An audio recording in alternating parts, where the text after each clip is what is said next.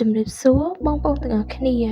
ក្រុមហ៊ុន eSupport Immigration មានការងារគ្មានជំនាញសម្រាប់ទឹកតការការងារ EB3 សម្រាប់បងប្អូនដែលមានបំណងចង់ទៅរស់នៅស្របច្បាប់នៅសហរដ្ឋអាមេរិកទាំងគ្រួសារដែលការងារទាំងនោះមានដូចជាតួនាទី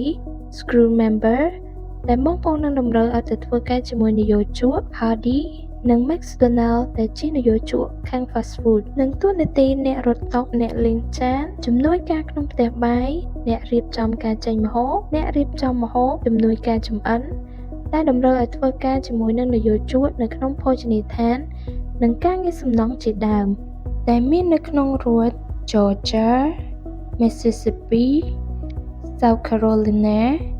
North Carolina, Minnesota និង Florida លើសពីនេះទៅទៀតខាងនយោជកផ្ដល់ជូននូវអត្ថប្រយោជន៍ពិសេសដែលមានចំនួនកំណត់ដើម្បីធានាបាននូវការផ្លាស់ប្ដូរសម្រាប់អ្នកដែលដាក់ពាក្យបានយ៉ាងរលូននៅពេលមកដល់សហរដ្ឋអាមេរិកខាងនយោជកនឹងផ្ដល់ជូន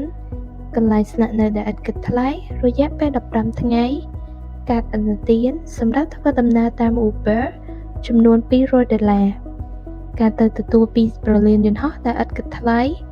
ការផ្គត់ផ្គង់ការងារសម្រាប់ប្តីនិងប្រពន្ធនិងអ្នកដែលនៅក្នុងបន្ទប់ការចុះឈ្មោះចូលរៀននៅសាលាសេវាកម្មថែទាំសុខភាពពីនយោជកមានមនុស្សរាប់ពាន់នាក់បានផ្លាស់ប្ដូរជីវិតរបស់ពួកគេតាមរយៈកម្មវិធីនេះឥឡូវនេះ